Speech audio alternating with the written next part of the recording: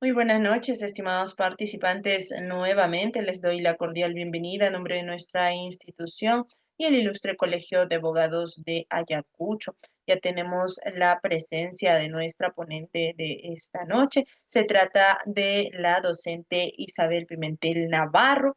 Ella es abogada y máster en gerencia pública por la Universidad de San Martín de Porres y especialista en Derecho Administrativo. Tenemos su grata presencia en esta segunda oportunidad como parte de nuestro diplomado. Estimada abogada, le doy la más cordial bienvenida a nombre de nuestra institución y el Ilustre Colegio de Abogados de Ayacucho. Queda usted con el uso de la palabra. Muchas gracias. Muchísimas gracias a ti, Pamela. Gracias por la invitación y muy buenas noches a cada uno de los participantes que se han unido a este quinto módulo, los que han estado presentes en la sesión anterior. Hemos desarrollado en la sesión anterior el cuarto módulo, donde abordamos un tema fundamental, que son los principios del procedimiento administrativo.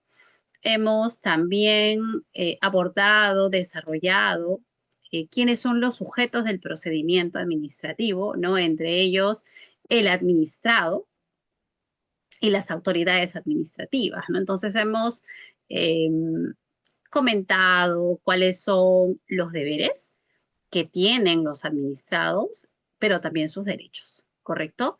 En ese sentido, también en la sesión anterior hemos comentado respecto a cuáles son los deberes que tienen las autoridades administrativas, ¿no? Y que incluso producto del incumplimiento de dicha función, pues son pasibles de responsabilidad administrativa, ¿no? Que por cierto es uno de los principios que desarrollamos en la sesión anterior. Hoy vamos a continuar con este quinto módulo. Hoy, por ejemplo, los temas que vamos a desarrollar son los siguientes. Ya propiamente dentro del procedimiento, hoy abordaremos la instrucción del procedimiento. Recuerden que en la sesión anterior, cuando comentamos, eh, cuando el administrado, ¿no? Tiene esa calidad de ser sujeto de un procedimiento, ello le da atribuciones, le da derechos, como cuáles, como acceder al expediente. Cuando yo soy administrado o administrada, no tengo que requerirlo formalmente, no tengo que de repente presentar un documento, sacar una cita, no, porque es mi derecho a tener acceso a todas las actuaciones que se realicen dentro del expediente, por ejemplo. Y ojo, que esto forma parte, ¿correcto?, de este principio tan importante que conversamos, que es el debido procedimiento. Recuerden que este principio les indicaba yo que es sumamente importante porque contiene garantías y derechos que no necesariamente los contienen otros principios, que si bien es cierto, se vinculan entre ellos, ¿no? Este principio del debido procedimiento es sumamente importante porque lo vamos a encontrar presente durante todo el procedimiento administrativo. Y por ejemplo, ¿no? Aquí también lo podemos observar, porque uno de los derechos que comprende este principio del debido procedimiento es que el administrado, el sujeto del procedimiento, como administrado quiero decir, tiene acceso al expediente, ¿no? Tiene que ejercer su derecho de defensa y la única manera de poder ejercer su derecho de defensa es evidentemente conociendo qué es lo que se ha incorporado en el expediente, ¿correcto? También dentro del procedimiento, dentro de la instrucción, puede evidentemente presentar sus alegaciones y vamos a referirnos también a las pruebas que se presenten.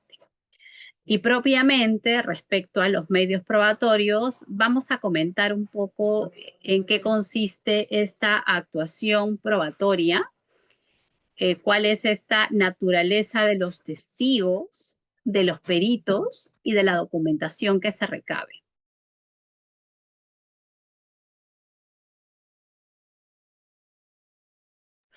Y finalmente, también vamos a desarrollar cómo finaliza el procedimiento, ¿no? ¿Cuáles son las características que debe tener esta resolución, ¿no? Como por ejemplo, que tenga esos requisitos de validez que se encuentran regulados en el artículo 3 del texto único ordenado de la Ley de Procedimiento Administrativo General.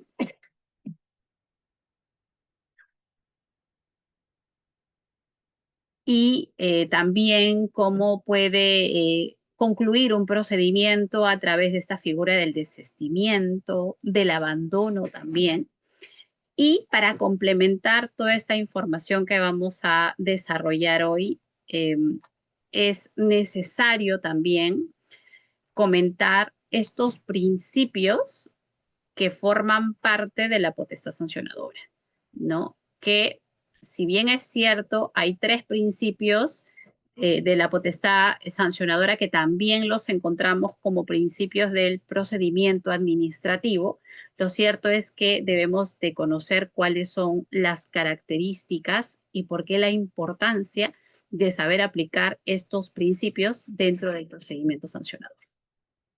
Así que, señores, tenemos mucho que desarrollar. Yo los invito a estar atentos porque de repente podemos formular algún tipo de pregunta y me gustaría que ustedes también puedan intervenir, ¿no? Al respecto. Listo. Entonces, ya sabemos que el marco normativo que vamos a considerar es la Ley de Procedimiento Administrativo General. En la sesión anterior comentaba, ¿no?, que si bien es cierto, tenemos esta Ley de Procedimiento Administrativo General que data del año 2001, comentaba pues que posteriormente se han aprobado textos únicos ordenados, y lo digo en plural porque tuvimos una versión en el año 2017 y la vigente que tenemos es la del año 2019, ¿no? Aprobada con el decreto supremo. Ahora les confirmo el 4/2019, ¿no? Del 25 de enero del año 2019. Entonces, eso es importante precisar. Entonces, tenemos nuestra Ley de Procedimiento Administrativo General, la Ley 27444, ¿correcto? Y nuestro texto único ordenado de esta ley, ¿no? Que lo que hace es organizar en realidad lo que ya tenemos contemplado en la ley por todas las modificaciones que ha tenido en el tiempo, ¿correcto? Listo, entonces, iniciemos.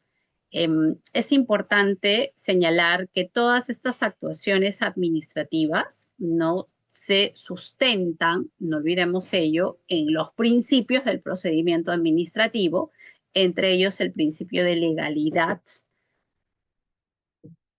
¿correcto? Porque evidentemente deben de realizarse todas estas actuaciones administrativas conforme lo señala la ley para esta instrucción, para ese procedimiento como tal, garantizando como tal la seguridad jurídica, ¿no? No solamente a favor de la administración pública, sino también a favor de los administrados, que es importante. También se sustenta en este principio que mencionamos, que es sumamente importante porque contiene, recoge derechos y garantías durante todo el procedimiento, que van a representar estas garantías procesales fundamentales para el administrado.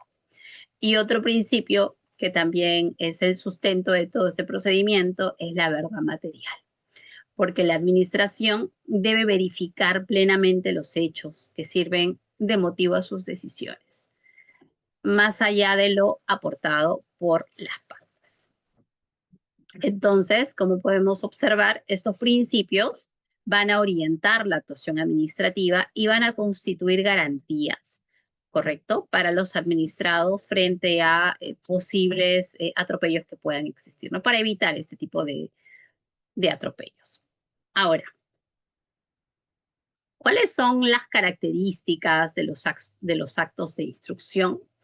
pues son aquellas actuaciones que resulten necesarias para la determinación, para el conocimiento y la comprobación de los datos que se van a fundamentar la resolución administrativa. Entonces, estos actos que se van a realizar son realizados de oficio por la autoridad instructora competente, ¿correcto? No olvidemos que esta ley contempla como uno de los requisitos de validez del acto administrativo. Por cierto, voy a poner más tarde en unas láminas posteriores un ejemplo para poder diferenciar los actos administrativos y los actos de administración interna para que podamos recordar esa diferencia. Pero lo importante también es que los actos administrativos, señores, deben cumplir con requisitos de validez. Entonces, entre ellos es la competencia, ¿no? Y justamente en el artículo 93 del TUO tenemos esta figura como tal, 91, disculpen, los conflictos de competencia y abstención, control de competencia, cuando hay conflicto positivo, negativo de competencia. Entonces, es una figura que la tenemos contemplada en este instrumento normativo. Entonces, también deben aportar dentro de estos actos de instrucción valor objetivo al procedimiento, ¿no? Y aquí nos estamos fundamentando propiamente en los medios probatorios que se van a presentar. No pueden ser meramente formales o rutinarios, ¿no? Más aún porque recordemos que se sustentan en este principio de legalidad. Ahora bien, existen algunas prohibiciones en los actos de instrucción, como por ejemplo, realizar estas solicitudes rutinarias. Queda prohibida la solicitud rutinaria de informes previos, pero ojo, miren esta particularidad, que no aporten valor sustantivo al procedimiento y que más bien tengan como finalidad dilatar los plazos de resolución. Recuerden que el administrado, si bien es cierto, se le reconoce derechos, pero también tiene deberes. Y entre ellos, justamente, no debe de realizar o requerir actuaciones que dilaten los plazos de resolución. O sea, sí es un deber que debe de cumplir el administrado. También no se deben exigir visaciones que constituyan meros trámites burocráticos sin relevancia para la determinación de los hechos y que por el contrario busquen también dilatar los plazos. Y no se deberían de realizar actos sin valor objetivo, ¿no? Ya que se prohíbe cualquier acto de instrucción que no aporte un valor objetivo a lo actuado en el caso concreto. Entonces, estas prohibiciones, señores, buscan garantizar la eficiencia administrativa y así también evitar cargas innecesarias a los administrados, agilizándose la tramitación de los procedimientos. Recordemos que uno de los principios que también forma parte de los principios del procedimiento administrativo es el principio de celeridad, que no se debe entorpecer la actuación administrativa, ¿no? Porque es importante eh, garantizar la eficiencia administrativa en este caso puntual. Ahora bien, comentábamos que el administrado, al ser parte del procedimiento, eso le otorga, esa facultad o esa posición le otorga derechos, como acceder al expediente. Que por cierto, no olvidemos que este derecho está relacionado al principio del debido procedimiento. Entonces, en ese sentido, los administrados, sus representantes o sus abogados tienen derecho a acceder al expediente en cualquier momento de su trámite. Y es importante mencionar algo, por ejemplo, que ocurrió en pandemia. Recuerdo que, bueno, todos debemos recordar seguramente esas épocas tan difíciles que atravesamos todos, pero recuerdo que en pandemia Cuando, por ejemplo, tramitábamos los procedimientos administrativos disciplinarios, eh, por esta situación de evitar el contagio masivo, ¿no? Porque recuerden que la prioridad en ese entonces era otra, no era evitar el contagio. Entonces, en ese caso, sí recuerdo que teníamos que primero el administrado, perdón, comunicarse, ¿no? Para poder citarlo en un momento para evitar la aglomeración. Entonces, en esas épocas, en esos años, lo trabajábamos de esa manera. Pero luego, cuando todo volvió a la normalidad, quiero decir, ¿no? Ya no se aplicaba eso, ¿no? Y el administrado puede acceder en cualquier momento, acceder al expediente sin previa cita, no sin presentar un documento de por medio, ¿no? Se acerca y tiene acceso a la lectura. Entonces, este alcance incluye los documentos, los antecedentes, los estudios, los informes, dictámenes, así como la obtención y certificación y copias, ¿no? Solamente tendría que, en todo caso, teniendo en consideración las tasas que aplica la entidad, realizar el pago por la reproducción de los documentos. Entonces, este pedido, como lo mencionamos, puede hacerse verbalmente, puede ser y debe ser concedido de inmediato, no sin la necesidad de requerirlo formalmente o previamente. Entonces, este derecho constituye una garantía fundamental porque está vinculado, no olvidemos, a este derecho constitucional que tenemos todos, que es el derecho de defensa, lo que le va a permitir al administrado conocer el estado de su expediente y los fundamentos que se han realizado, gestionado en las actuaciones administrativas. Ahora, tenemos algunas excepciones al derecho de acceso, como por ejemplo acceder a información personal, actuaciones, por ejemplo, que contengan información cuyo conocimiento pueda afectar el derecho a la intimidad personal o familiar, la información vinculada a los secretos legales, seguridad nacional, pronunciamientos previos. Estas excepciones, entonces, deben interpretarse restrictivamente, prevaleciendo siempre el principio de transparencia, ¿correcto? Y máximo acceso a la información pública. Entonces, recordemos que también la Ley de Transparencia y Acceso a la Información Pública tiene sus excepciones, ¿no? Si bien es cierto, toda la información que maneja el Estado se entiende que es pública, razón por la cual la encontramos seguramente en los portales de transparencia de todas las entidades públicas, pero no olvidemos que también existe información que se encuentra, que no se puede entregar, ¿no? Existen excepciones dentro de la ley de transparencia y acceso a la información pública, ¿no? Entonces, si no nos encontramos dentro de esos supuestos, pues se entiende que sí se tiene acceso a toda esa información, ¿no? Entonces, por eso que está vinculado lo que estamos mencionando con esas excepciones de la ley de transparencia y acceso a la información pública.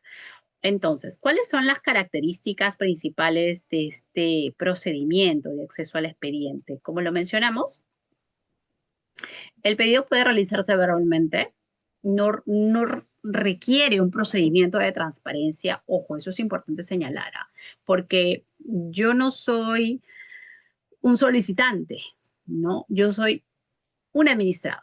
O sea, yo soy parte de ese procedimiento. Como soy parte de ese procedimiento, tengo acceso a la información y no por la ley de transparencia y acceso a la información pública, ¿no? Porque esa es una condición diferente.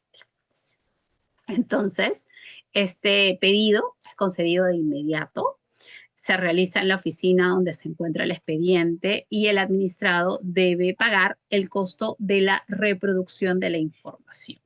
Entonces, este procedimiento simplificado facilita el ejercicio efectivo del derecho de acceso, eliminando pues algún tipo de barreras burocráticas que se puedan presentar. Ahora bien, dentro de esta fase también se puede realizar, tiene el administrado el derecho a formular alegaciones. En ese sentido, los administrados pueden en cualquier momento del procedimiento formular alegaciones, aportar documentos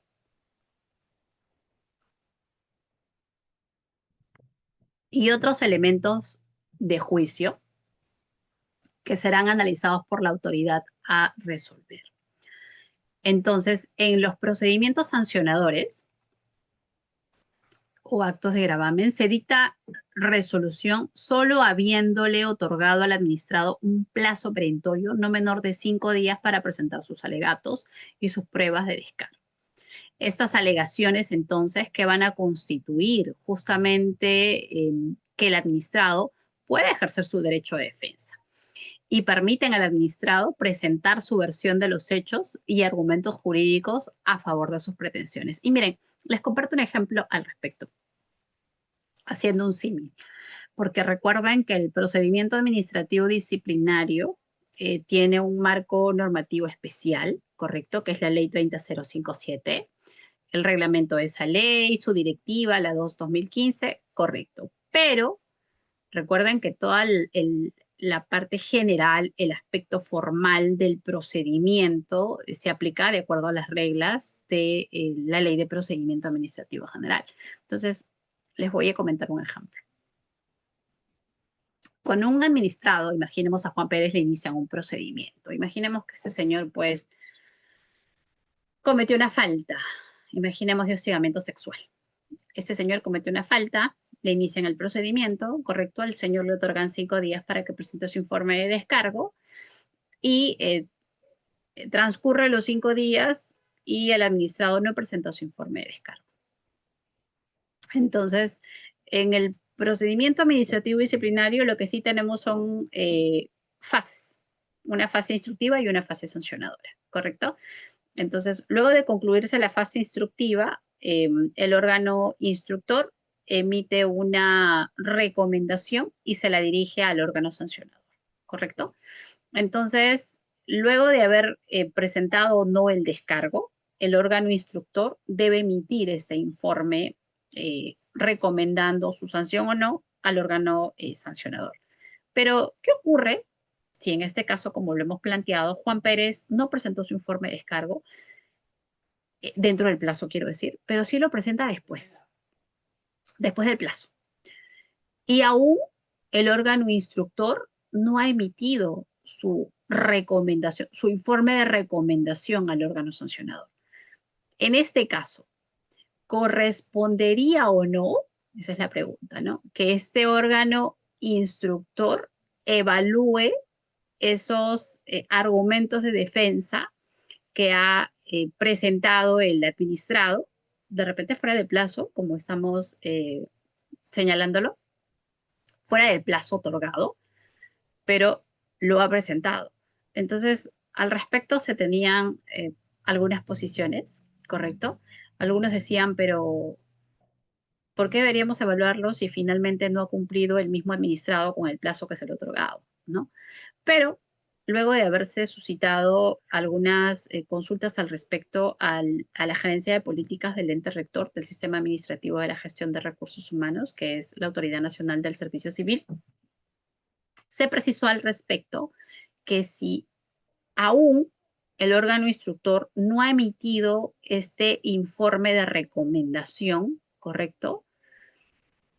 Eso no le quita la posibilidad de poder considerar o no estas alegaciones que habría presentado el investigado en este caso dentro de su informe de descargo, así sea fuera de plazo. Entonces, finalmente, ¿no? Creo que lo que debemos de cautelar aquí, porque es cierto, existe un plazo, correcto, pero también lo que tenemos que cautelar es las garantías que tiene a favor el administrado.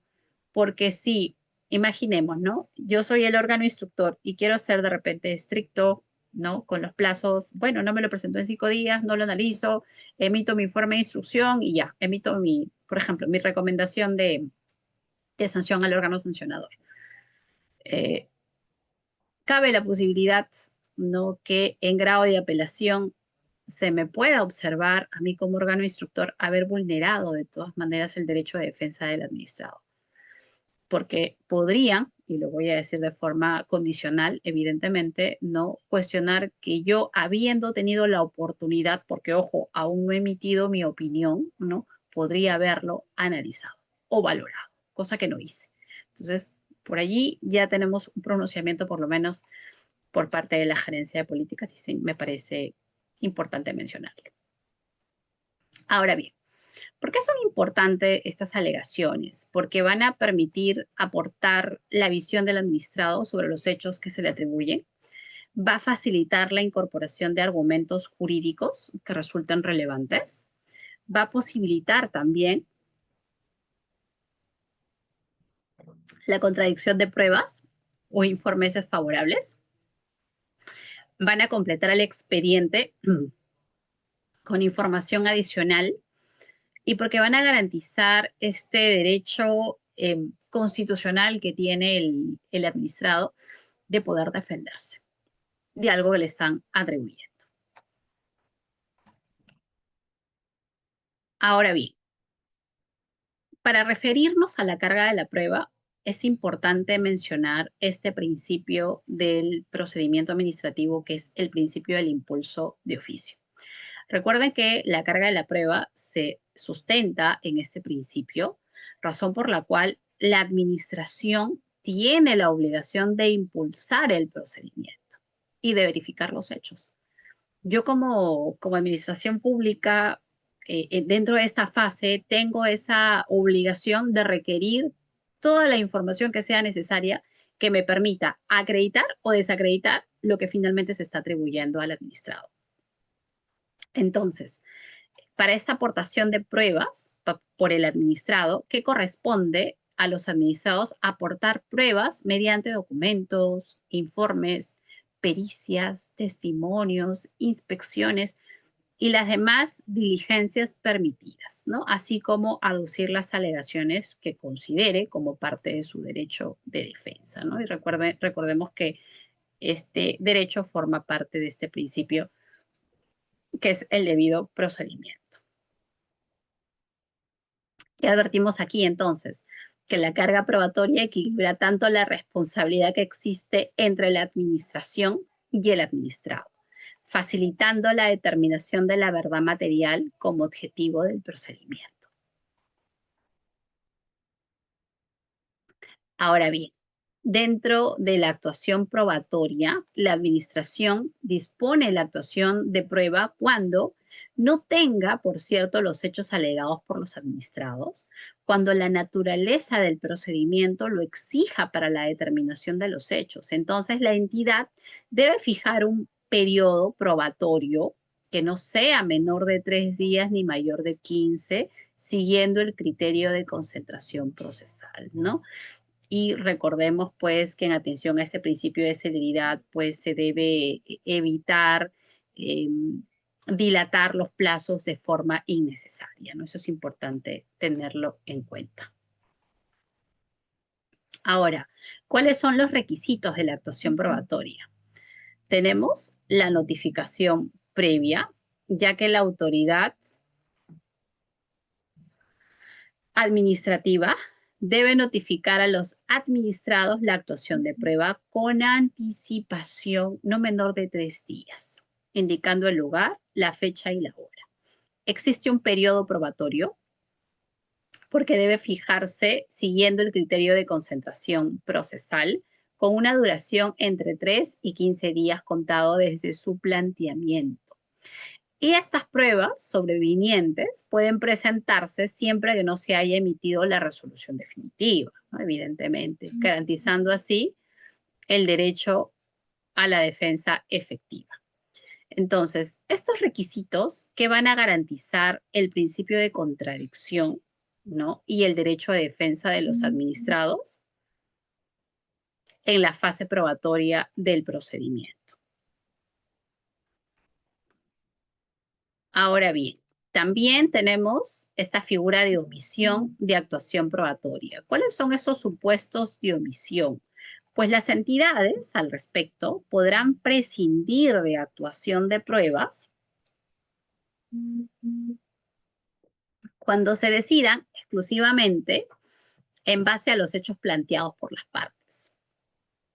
Cuando dichos hechos son ciertos, de repente ya no se requiere mayor actuación probatoria, tengo los suficientes medios probatorios que me permiten acreditar lo que se ha atribuido. y cuando los consideren congruentes para emitir la resolución. Entonces, esta facultad busca la economía procesal también, en donde la controversia fáctica es mínima o inexistente, permitiendo a la administración de esta forma resolver con elementos que ya se encuentran dentro del expediente, que de repente resultan innecesarios solicitarlos, ¿no? Ahora bien, tenemos hechos no sujetos a actuación probatoria, como los hechos públicos o notorios, aquellos de conocimiento general que no requieren demostración por ser evidentes para cualquier persona razonable. Hechos que ya se encuentran probados, aquellos cuya prueba consta en los archivos de la entidad o que se hayan comprobado con ocasión del ejercicio de sus funciones. Hechos presumidos, aquellos sujetos a la presunción de veracidad sin perjuicio de su fiscalización posterior por parte de la administración.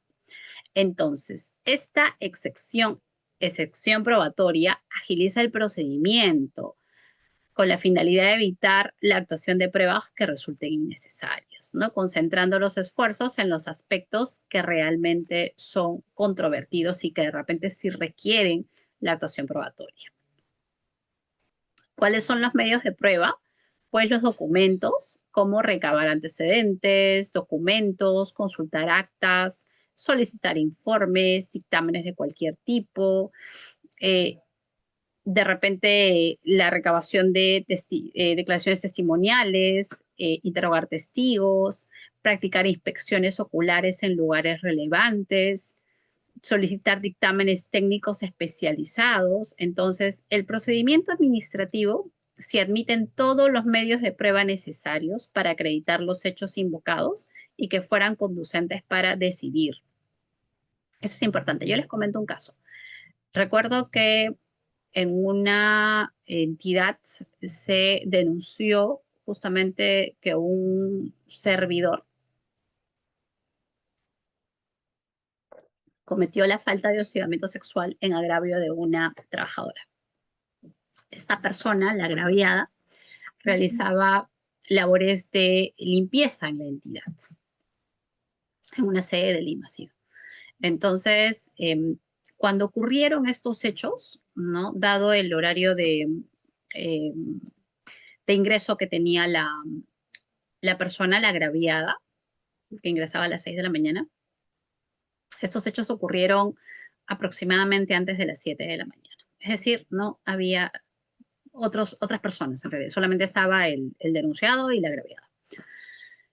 Y estos hechos se dieron dentro del espacio físico donde esta señora se cambiaba, donde la víctima se cambiaba, ¿no? Se cambiaba su uniforme. Entonces, eh, recuerdo que entre una de las diligencias que se realizaron, por ejemplo, de investigación, se levantó un acta, ¿no? Por parte de Secretaría Técnica, quien se encarga de realizar la investigación preliminar. Se constituyó al lugar, a este espacio físico, para corroborar las características que había mencionado que tenía, que indicó la agraviada, ¿no? Cuáles son las características, la puerta, en fin. Entonces, es a través de un acta que suscribió la Secretaría Técnica, validó, por decirlo de alguna otra forma, ¿no? Todas estas características que indicó también la agraviada al momento de presentar su denuncia y también me pareció al momento de dar su declaración. Entonces, este tipo de actuaciones resultaron, para este caso puntual, les comento, resultó relevante. ¿Por qué? Porque ocurre que hay cada caso en realidad, no como por ejemplo estos de hostigamiento sexual, que lo que menos tienes, ¿no? En estos casos, por ser un tipo de falta silenciosa, es justamente medios probatorios. Entonces, sí resultó, por lo menos esto sí se valoró, recuerdo haberlo leído en la resolución de la segunda sala del tribunal que resolvió el recurso de apelación y valoró también este elemento probatorio que consideró la Secretaría Técnica realizar, ¿no?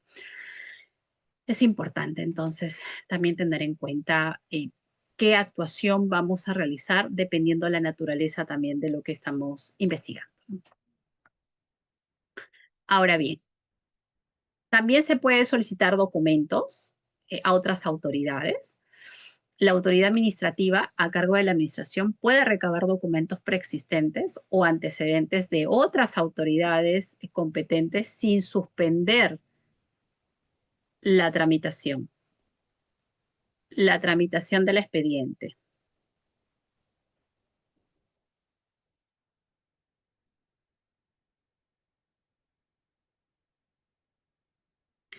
¿Por qué es importante mencionar esto? Porque es una facultad que tiene la autoridad de realizarlo, ¿no? Puede recabar estos medios probatorios que considere necesarios dentro de la investigación. También se realiza solicitud por el administrado. Cuando ésta sea formulada por el administrado al instructor, pues deberá indicar la entidad donde obra la documentación y acreditar indubitablemente su existencia si pertenece a un expediente de otra entidad. Eso es importante.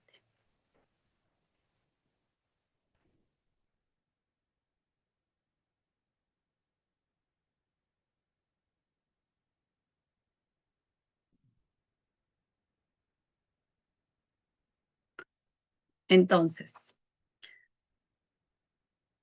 también dentro de esta presentación de documentos entre autoridades tenemos un plazo general porque estos documentos deben ser remitidos directamente por quien es requerido dentro de un plazo máximo de 3 días. Si se solicitaren dentro de la entidad, de 5 entre los demás casos. Y hay un plazo, se puede requerir una ampliación de este plazo si la autoridad lo considera necesario, ¿no? Debe manifestar las razones en todo caso para poder solicitar una ampliación, pero eso no podrá exceder de 10 días. Ahora bien, también se ha considerado esta solicitud de pruebas a los administrados. Para ello, la autoridad puede exigir a los administrados comunicaciones de informaciones que consideren necesarias, presentación de documentos, sometimiento a inspecciones de sus bienes, colaboración para la práctica de otros medios de prueba, y para ello se debe cursar un requerimiento mencionando fechas, plazos, forma y condiciones para su cumplimiento. Hay excepciones al deber de colaboración, ¿no? Como entre ellos el secreto profesional, la autoincriminación, las revelaciones prohibidas y todo aquello que afecten derechos constitucionales del administrado. En ese caso, en ningún caso estas excepciones amparan el falseamiento de los hechos o de la realidad, porque el acogimiento de estas excepciones será libremente apreciado por la autoridad, ¿no? Conforme al caso, a cada caso en realidad. Ahora, los informes administrativos que se emitan son obligatorios o facultativos, vinculantes o no vinculantes, tienen presunción legal porque estos dictámenes o informes se presumirán facultativos y no vinculantes con las excepciones previstas en la ley. Y tiene importancia procedimental porque constituyen elementos de juicio para la formación de la voluntad administrativa y facilitan la toma de decisiones técnicas o jurídicas complejas. Tenemos también criterios para solicitar informes. En este caso, las entidades solo deben solicitar informes que sean preceptivos según la legislación aplicable, se juzguen absolutamente indispensables para esclarecer la cuestión a resolver. Y esta solicitud debe indicar con precisión y claridad las cuestiones sobre las que se estime el pronunciamiento. Tenemos también la devolución de expedientes sin informe. Para ello hay un plazo para la devolución, pues el informante, dentro de los 2 días de recibida la solicitud, podrá devolver sin informe el expediente cuando el pedido incumpla los criterios establecidos. Tenemos supuestos de devolución y también consecuencias sobre ello. Para la presentación de informes tenemos requisitos formales como la fundamentación sucinta de la opinión, el establecimiento de conclusiones expresas y claras, el pronunciamiento sobre las cuestiones planteadas, la recomendación concreta de cursos de acción. La firma habitual, nombre, apellido y cargo del informante. Entonces, este informe no debe incorporar extractos de actuaciones anteriores ni reiterar datos que obren en el expediente, ¿no? Eso es importante.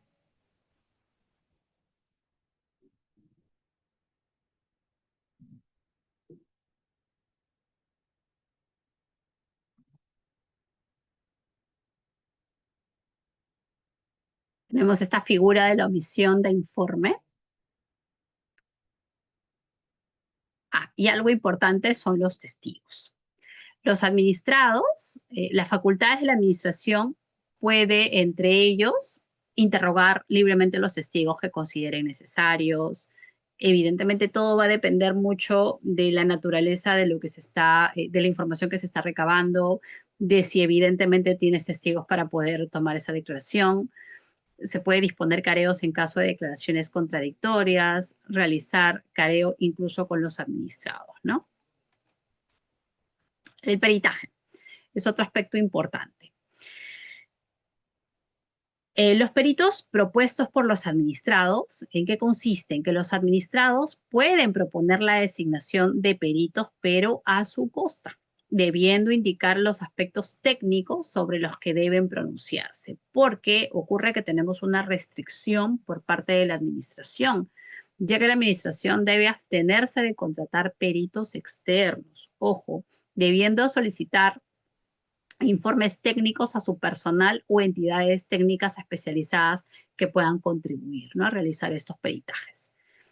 Entonces, se establece una preferencia por la solicitud de informes técnicos a las facultades de las universidades públicas por su imparcialidad y por su rigor académico. El detalle es encontrar este tipo de colaboraciones, ¿no?, que es en realidad lo complejo en este caso.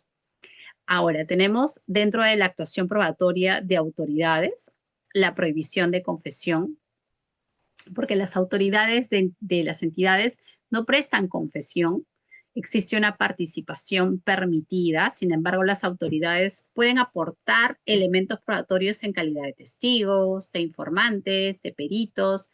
Esta distinción protege la función pública y la continuidad de la actividad administrativa, ¿no?, sin menoscabar la aportación de conocimientos relevantes al procedimiento. Los gastos de las actuaciones probatorias, como principio general, tenemos que estas actuaciones de pruebas propuestas por el administrado implique gastos de la entidad que no deba soportar racionalmente. En este caso, la entidad podrá exigir un depósito anticipado para cubrirlos. Entonces, eso también está regulado en la ley. La actuación probatorias que afecten a terceros, aquí tenemos el deber de colaboración, porque los terceros tienen el deber de colaborar con la prueba de los hechos relevantes en el procedimiento administrativo, aportando información, documentos o permitiendo inspecciones cuando sean requeridos por la autoridad competente. Pero también tiene un límite constitucional, ¿no?, que es el derecho a la intimidad, la inviolabilidad de domicilio, el secreto profesional y el derecho a no autoincriminarse. El proyecto de resolución, para ello, los supuestos de aplicación es cuando fueran distintas la autoridad instructora de la competente para resolver. La primera debe preparar un informe final detallado. Este informe debe recoger los aspectos más relevantes del acto que promovió el procedimiento, un resumen de instrucción y un análisis de la prueba actuada.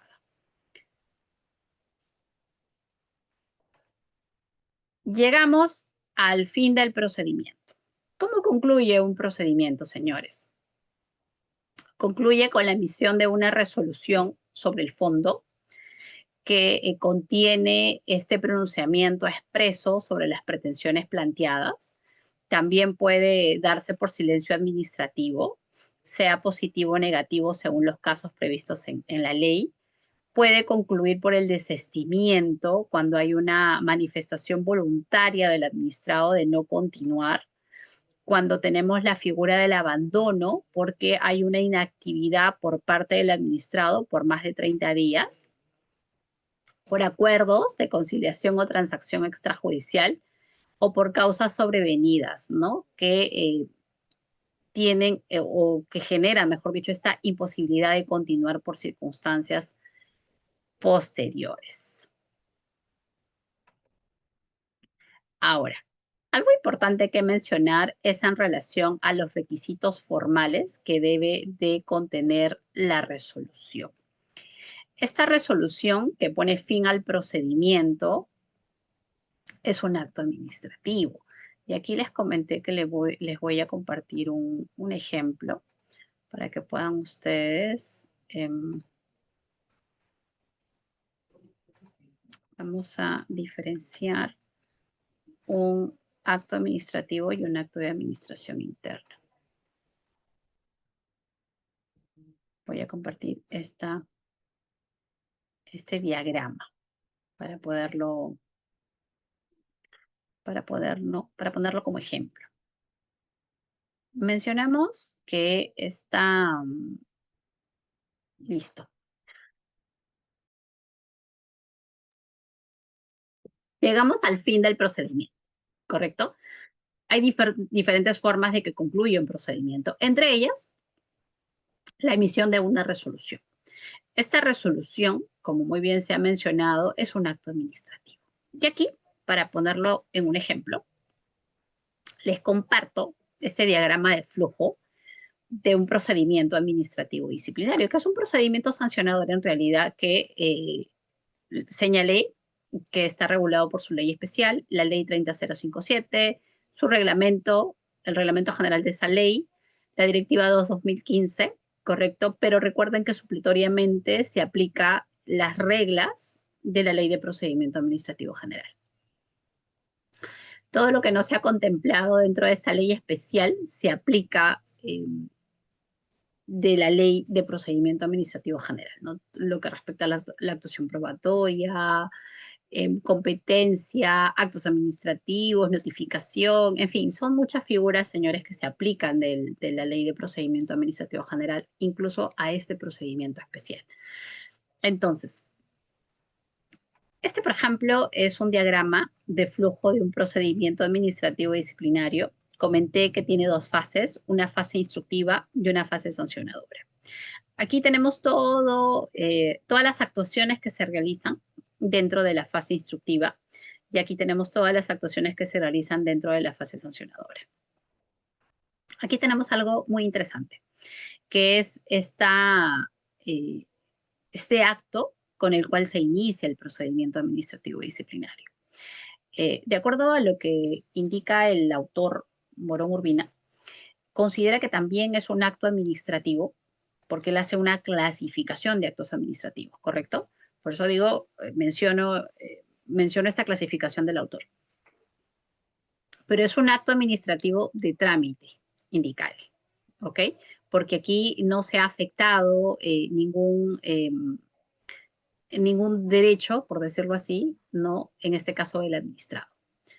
Entonces, ¿qué ocurre en este caso? Aquí notificamos un acto de inicio donde se comunica imaginemos a Juan Pérez, que se le está iniciando un procedimiento administrativo disciplinario. Ojo, que en el acto de inicio yo entidad quiero decir, no le comunico a Juan Pérez que lo voy a sancionar. Le comunico que hay la posibilidad que lo pueda sancionar, ¿correcto? Pero esa sanción como tal todavía ocurre aquí, en este momento, cuando se emite esta resolución, en este caso, de sanción. Entonces, ¿por qué es importante mencionar esto? Bueno, aquí dice resolución de sanción o archivo, claro.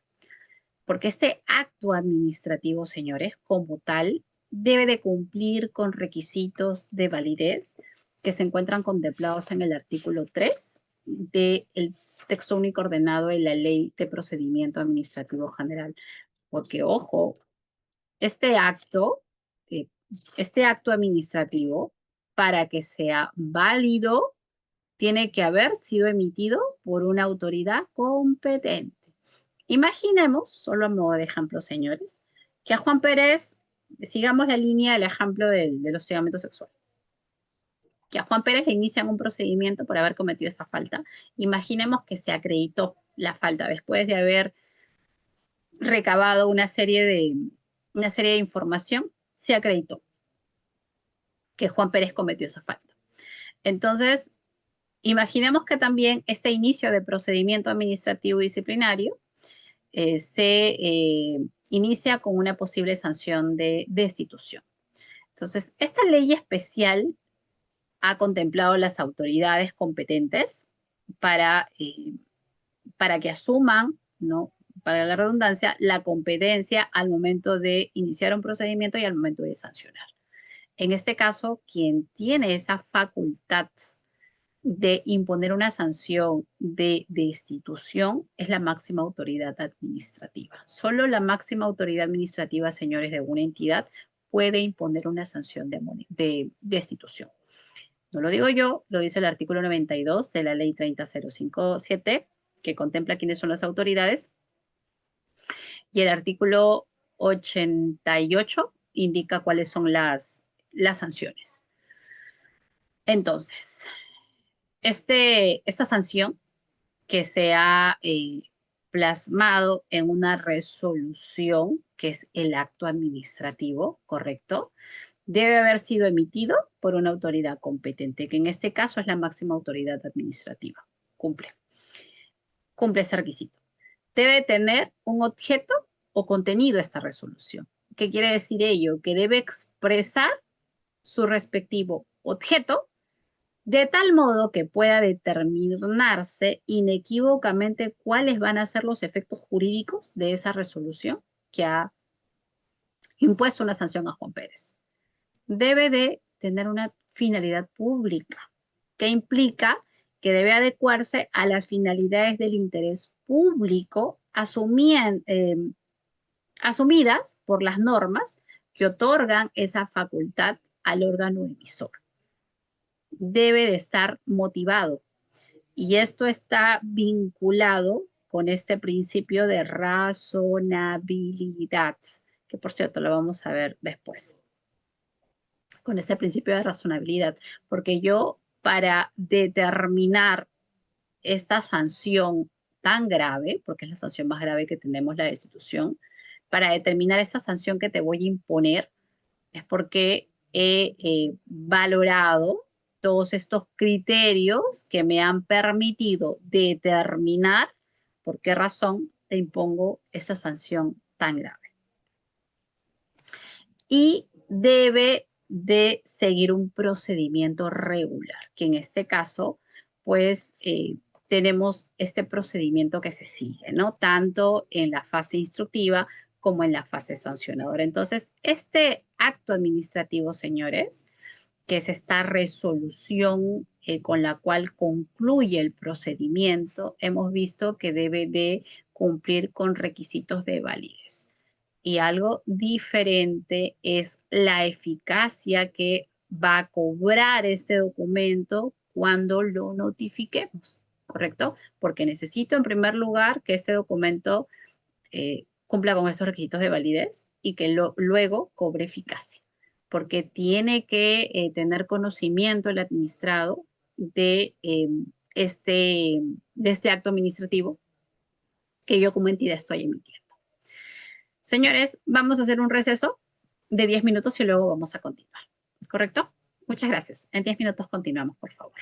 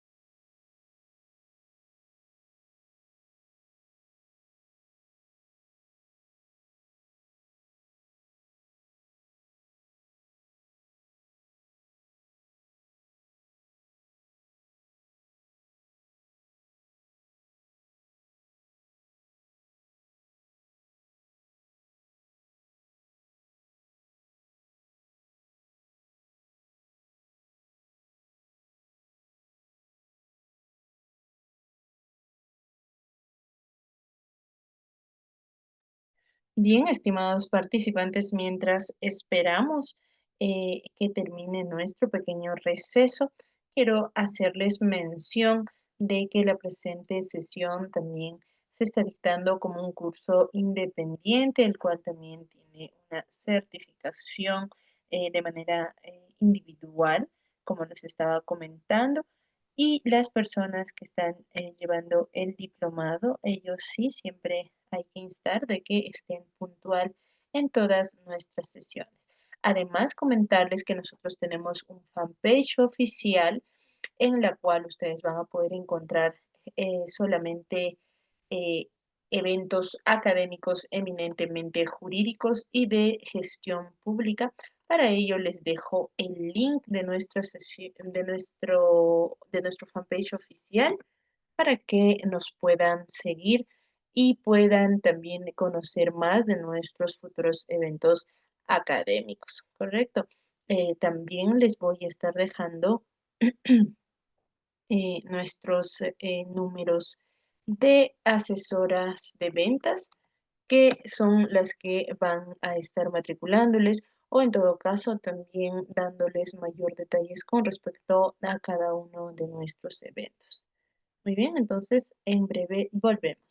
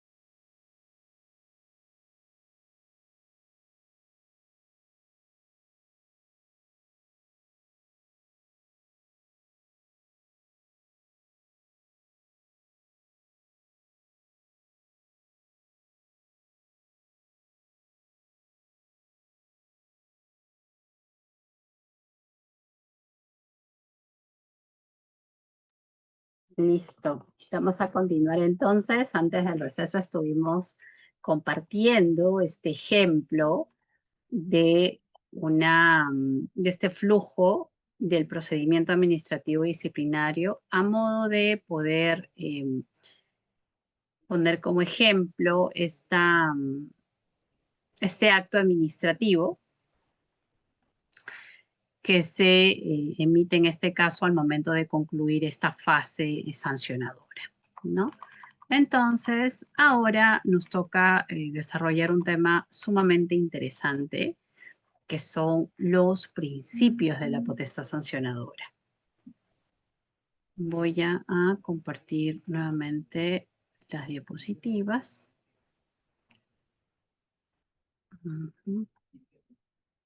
Listo. Comentábamos que tenemos principios del procedimiento administrativo, ¿correcto? Pero también tenemos principios de la potestad sancionadora. Y son importantes. ¿Por qué son importantes, señores? Porque van a representar una garantía para el administrado que se encuentra sometido a un procedimiento sancionador. ¿Cuáles son estos principios? Legalidad, debido procedimiento, razonabilidad. Estos tres principios, recuerden que los hemos visto en la parte general como principios del procedimiento administrativo. Tenemos el principio de tipicidad y retroactividad, presunción de licitud y el principio del no bis in idem. Ahora, ¿en qué consiste este primer principio de legalidad? Tal cual como se indica también en la parte especial, pues solamente por norma con rango de ley cabe atribuir a las entidades esta facultad que tienen como tal de poder ejercer su potestad sancionadora y la consiguiente previsión de las consecuencias administrativas a título de imponer una sanción administrativa en este caso, siempre y cuando se acredite evidentemente la responsabilidad. Ahora, este principio de legalidad, señores, tiene requisitos. ¿Cuáles son esos requisitos? La lex scripta, por ejemplo, que las infracciones deben estar recogidas en normas con rango de ley. La lex previa, que las normas sancionadoras deben ser anteriores a la conducta que se pretende sancionar, y la lex certa, que las conductas infractoras deben estar descritas con suficiente precisión. Este último elemento está vinculado con el principio de tipicidad y lo vamos a ver en unas láminas posteriores. Entonces, este primer principio, pues, constituye una piedra angular del procedimiento sancionador, garantiza la seguridad jurídica y el derecho de defensa que tiene el administrado. En ese sentido, lo que advertimos a través de este principio es que la tipificación debe ser lo suficientemente clara para que los servidores públicos conozcan las conductas prohibidas y cuáles van a ser las consecuencias administrativas que va a generar el incumplimiento de alguna de estas disposiciones normativas. Ahora bien, tenemos este otro principio que lo vimos en la parte general también, que es el debido procedimiento. Recordemos que como principio como principio del procedimiento administrativo, este principio es sumamente importante porque recoge derechos y garantías a favor del administrado. Lo que se precisa o como principio de la potestad sancionadora es que debería existir esta separación de fases y que se debe de encomendar a una autoridad instructora y sancionadora, ¿no? A efectos de que no exista de alguna u otra forma em, cierta discrecionalidad, no, que exista, mejor dicho, esta discrecionalidad al momento de decidir si se impone una sanción o no, ¿no? Y que no exista de repente este pronunciamiento previo o esta posición previa que pueda haber adoptado una autoridad si fuera la misma, quiero decir, ¿no? Al momento de encargarse de la fase instructiva y de la fase sancionadora. Este principio, como lo hemos mencionado, lo encontramos también en la parte general y evidentemente se encuentra presente dentro de todo procedimiento sancionador, no porque recoge estos derechos y estas garantías a favor del administrado, ¿no? Como es el derecho a ser notificados, a exponer sus argumentos, a presentar alegatos complementarios, a ofrecer y producir pruebas, como lo hemos visto muy bien dentro de la instrucción, a obtener una decisión que esté motivada, porque recuerden que esto está relacionado con los requisitos de validez del acto administrativo, que sea fundada y que también sea emitida en un plazo razonable. Y que además esta decisión sea emitida por una autoridad competente, ¿no? Otro requisito de validez. Y también el administrado tiene este derecho a impugnar las decisiones que afecten, que lo afecten. Eso también es sumamente importante. Ahora bien, ¿cuáles son las implicancias del debido procedimiento? Solamente a modo de ejemplo lo vamos a indicar.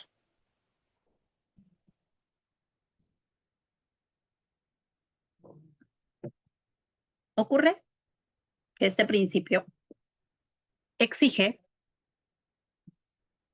que se deben encomendar a autoridades distintas la fase instructiva y la fase sancionadora. Pero ¿qué particularidad ocurre en el procedimiento administrativo y disciplinario? Lo siguiente, que si bien es cierto, se encomiendan a autoridades distintas en lo que respecta a la sanción de suspensión sin goce de remuneraciones y la sanción de destitución, lo cierto es que para el caso de la sanción de amonestación escrita, es la única sanción, señores, que se encomienda a una misma autoridad a cargo de la fase instructiva y la fase sancionadora. ¿Quién asume la competencia? En este caso, el jefe inmediato. El jefe inmediato me investiga, me inicia el procedimiento, me investiga y si considera que hay elementos que acrediten que cometí la falta, pues también tiene esa facultad de imponerme la sanción administrativa. Entonces, ello podría, y lo digo incondicional, podría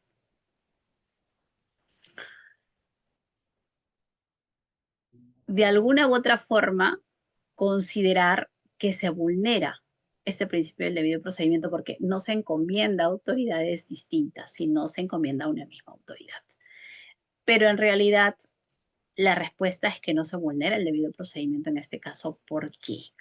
Porque está anclada en el principio de legalidad.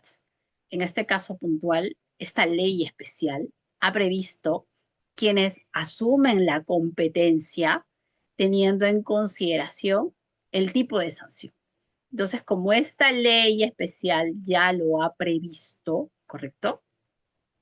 Entonces, ello no implicaría que se estaría vulnerando este principio, ¿no? Entonces, eso es importante también comentarlo. Luego tenemos este principio de razonabilidad. Recuerden que este principio también lo tenemos como un principio del procedimiento administrativo. Incluso les comenté, ¿no? Que no es proporcionalidad, sino es razonabilidad, tal cual como lo indica, se indica en la parte general como principio del procedimiento administrativo y tal como se indica en el artículo numeral 3 del artículo 248 del texto único ordenado de la Ley de Procedimiento Administrativo General. ¿Y en qué consiste este principio? Que las autoridades deben prever que la comisión de la conducta sancionable no resulte más ventajosa para el infractor que cumplirlas o asumir la sanción. Y que también estas sanciones que se apliquen deben ser proporcionales al incumplimiento calificado como infracción. Entonces, este artículo 248, numeral 3, ha considerado algunos criterios para graduar estas sanciones, como el beneficio ilícito resultante, la probabilidad de detección, la gravedad del daño, el perjuicio económico,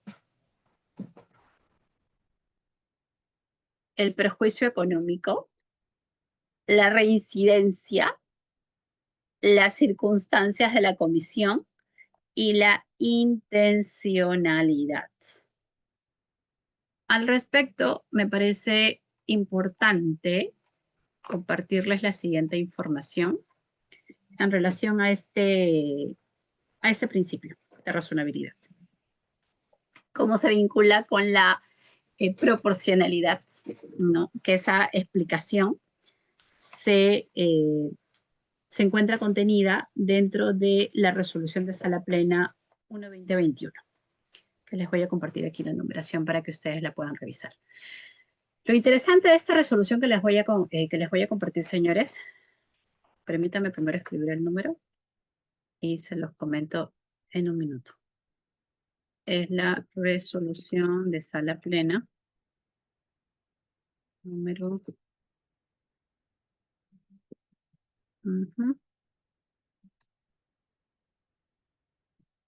servir / TSC. Listo. Les estoy compartiendo el número de la resolución, que es resolución de sala plena 1-2021-servir / TSC. Listo. Les acabo de compartir la numeración. Al respecto les comento lo siguiente.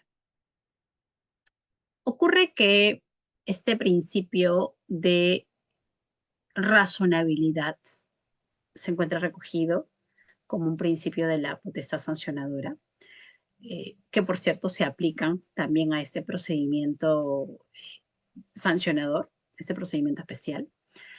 Sin embargo, el artículo 87 de esta ley especial ha previsto criterios de graduación, que por cierto son muy similares a los que se encuentran en este artículo 248, numeral 3. Son muy similares. ¿Y qué ocurría?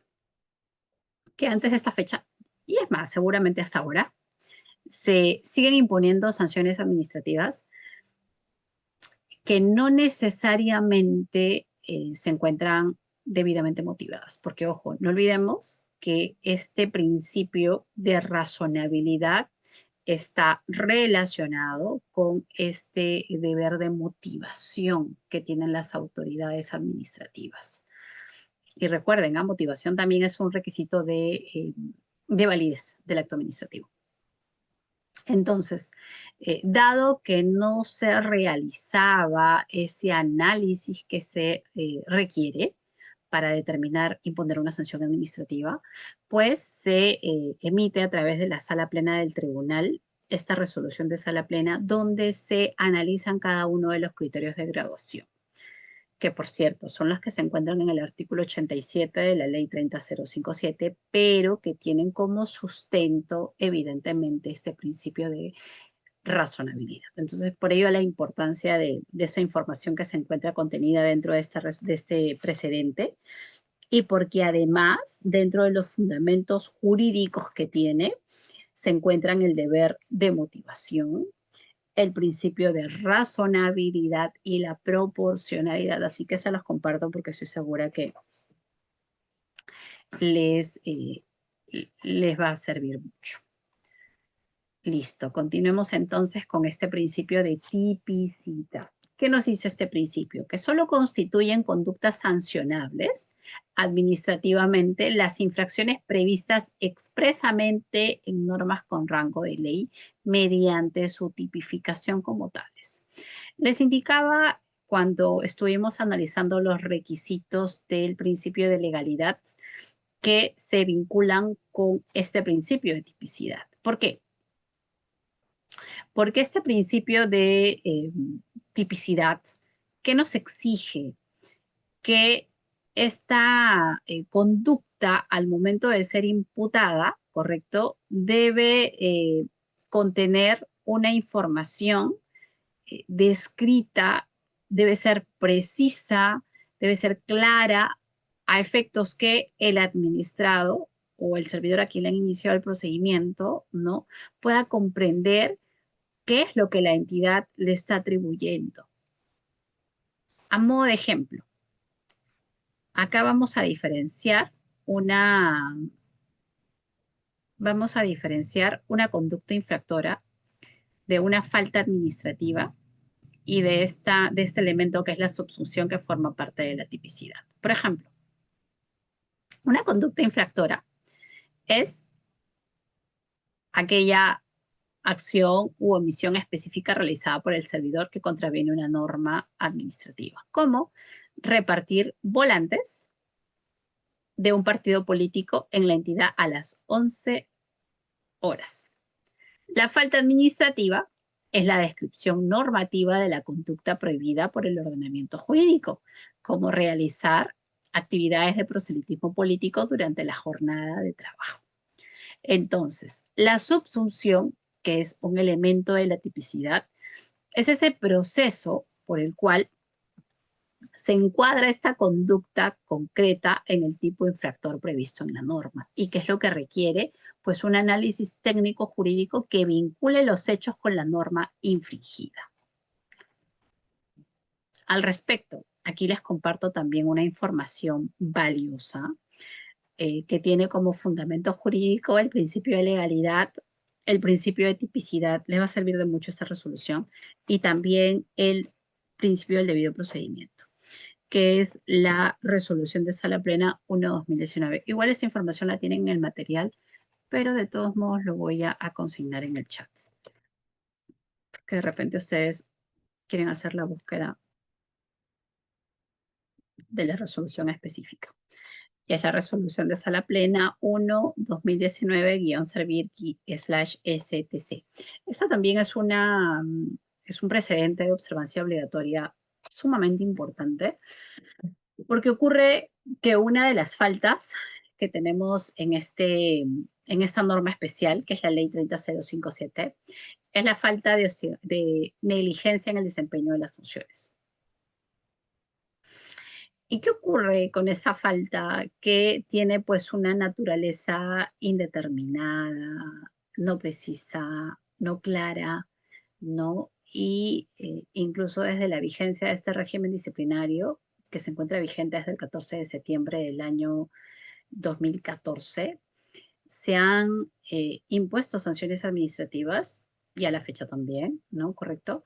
Se han impuesto sanciones administrativas sin precisar, ¿correcto? Es decir, vulnerando el principio de tipicidad, sin precisar de qué forma este servidor, por ejemplo, ha cometido esta falta de negligencia en el ejercicio de sus funciones. Sin precisar en qué instrumento de gestión se encuentra recogida esta, eh,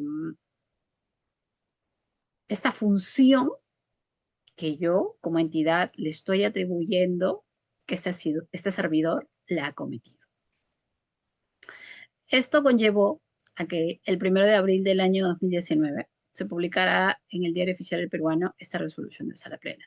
Y considero que ha sido importante porque, por lo menos, se exige a las entidades que si van a tipificar una falta como lo es la negligencia en el desempeño de las funciones, pues deben de precisar, ¿correcto? Si esta, en primer lugar, si esta negligencia se cometió por acción u omisión, específicamente a qué función me estoy refiriendo yo como entidad, y además debo de indicar ese instrumento de gestión, el ROF, el MOF que tenga la entidad, donde se precise esa función que yo le estoy atribuyendo al servidor que la cometió de manera negligente. Entonces, este precedente ha sido importante, considero yo, porque genera esa exigencia, ¿no? Por parte de las entidades para no vulnerar ni el principio de tipicidad, ni el principio de legalidad,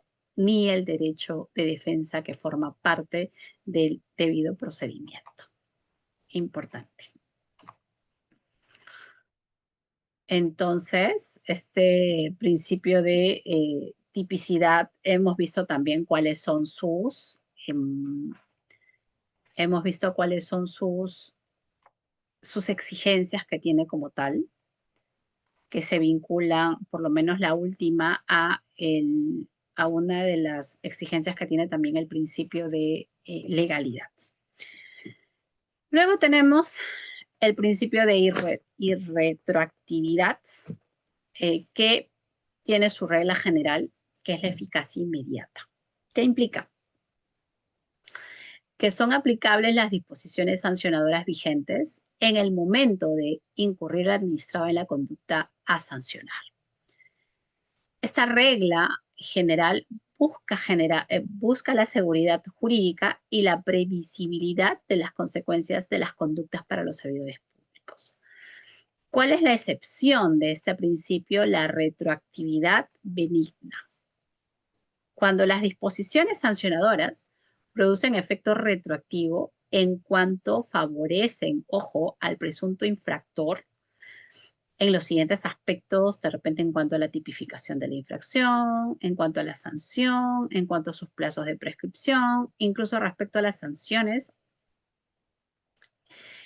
eh, en, en ejecución, al entrar en vigor la nueva disposición, pues este principio constituye una garantía para el servidor público, ¿no? Permitiendo la aplicación de normas posteriores más favorables, aun cuando no estuvieran vigentes al momento de la comisión de la infracción, ¿no? Pero sabemos que esta es una excepción en realidad.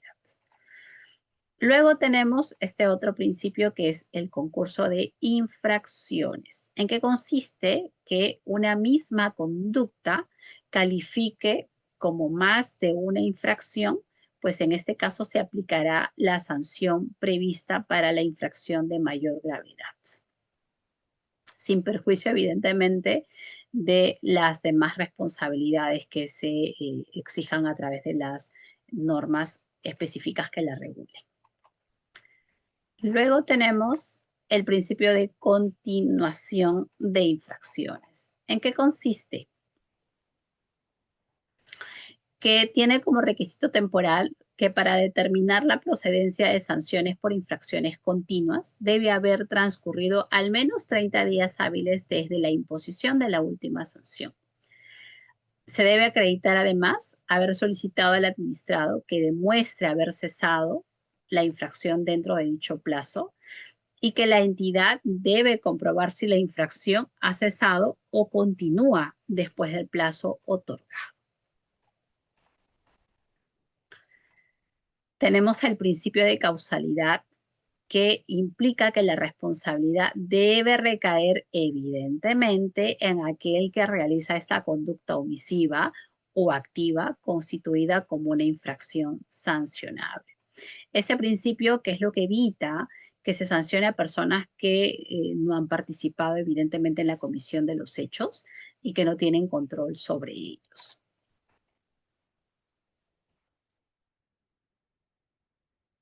Luego tenemos este principio de presunción de licitud.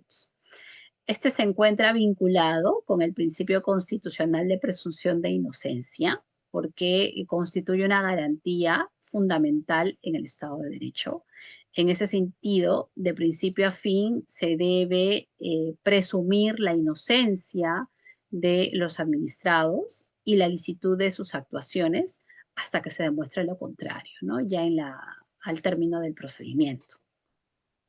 Entonces, esta presunción obliga a la administración pública a probar la culpabilidad del servidor, no siendo admisible que se invierta la carga de la prueba obligando al imputado a demostrar su inocencia, ¿no? Sino todo lo contrario.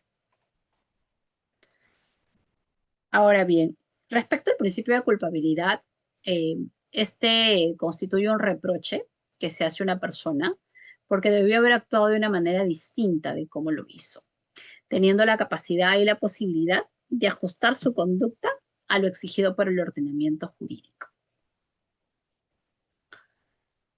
Existen límites del reproche al respecto. Las normas jurídicas no exigen comportamientos imposibles o heroicos El mero incumplimiento normativo no puede ser sancionado si el servidor, por ejemplo, no tenía capacidad para cumplir con lo exigido, si se encontraba en una situación que hacía imposible el cumplimiento, si actuaba de repente bajo algún eximente de responsabilidad reconocido o si tenía conocimiento ni posibilidad de conocer la norma infringida.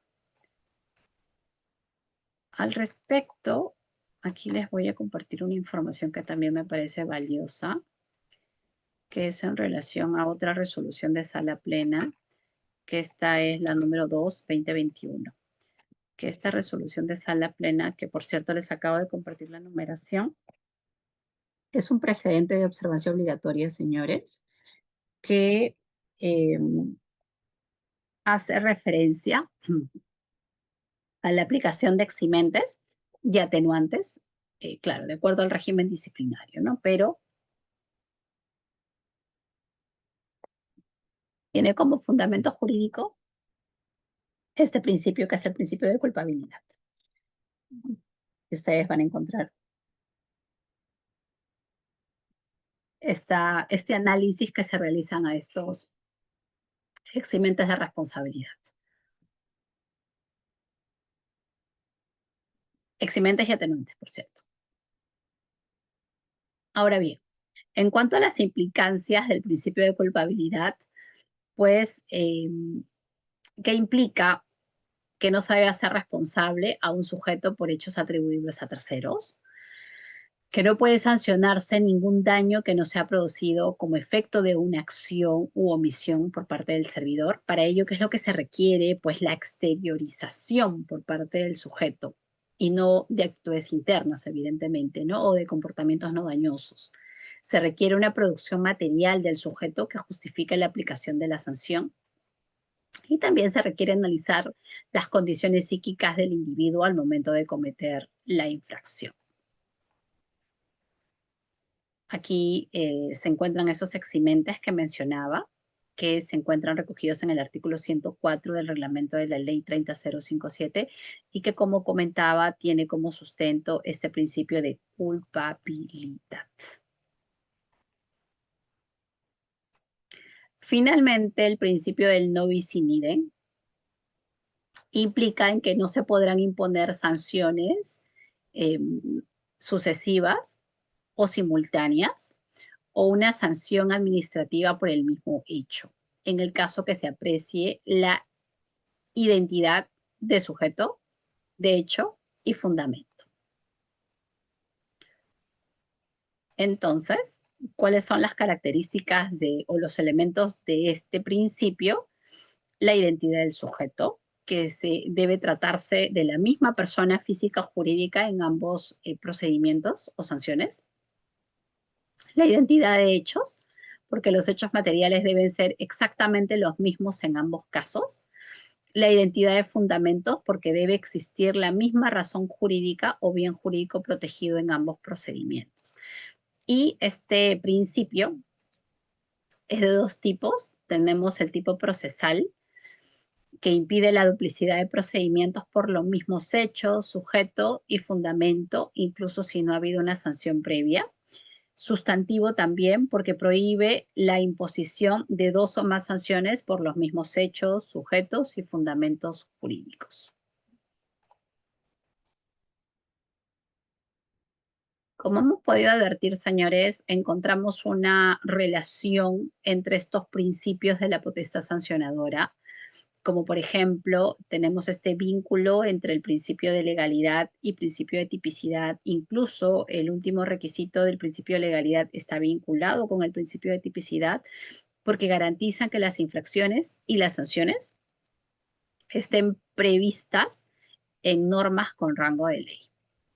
Encontramos una relación también entre el debido procedimiento y la razonabilidad, porque se asegura que el procedimiento sea justo y que las sanciones también sean proporcionales a la infracción que se ha cometido. Existe una relación entre el principio de licitud y culpabilidad porque protegen al administrado contra sanciones arbitrarias y sin prueba de responsabilidad. ¿Cuáles son las conclusiones que podemos obtener primero de los principios de la potestad sancionadora? Que representa una garantía para los administrados porque los va a proteger eh, contra cualquier arbitrariedad que pudiera presentarse dentro del procedimiento, el abuso de poder por parte de la administración también. Representa un límite al poder sancionador porque van a establecer límites claros para que las entidades no puedan de repente cometer un abuso por parte de sus facultades que tiene o en el ejercicio de sus facultades y porque genera seguridad jurídica.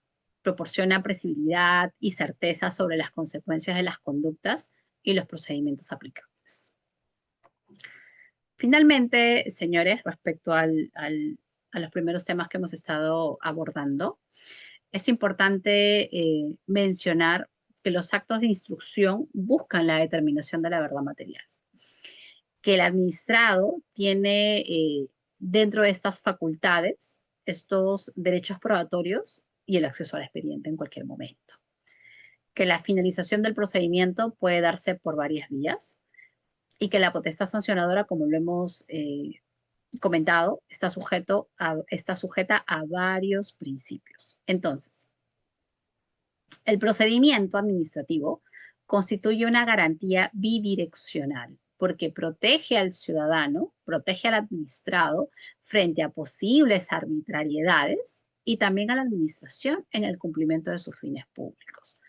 Finalmente, una adecuada comprensión de las fases de instrucción y finalización del procedimiento administrativo pues es fundamental para garantizar los derechos de los administrados, pero también la eficacia de la actuación administrativa, porque no olvidemos que también tenemos principios del procedimiento administrativo que deben de cumplirse durante todo el procedimiento en sí.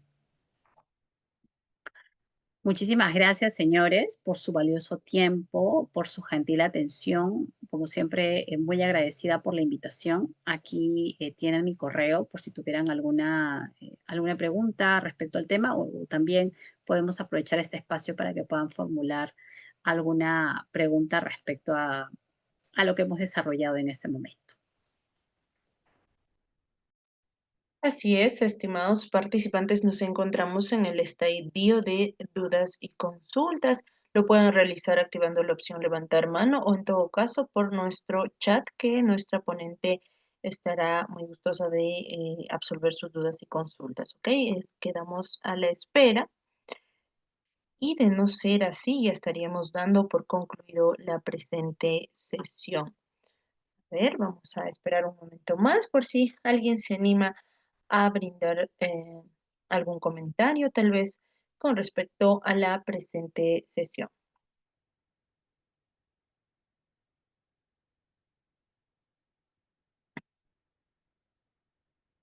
Bien, estimados, al parecer, ahí está, Jem nos dice, excelente ponencia, doctora.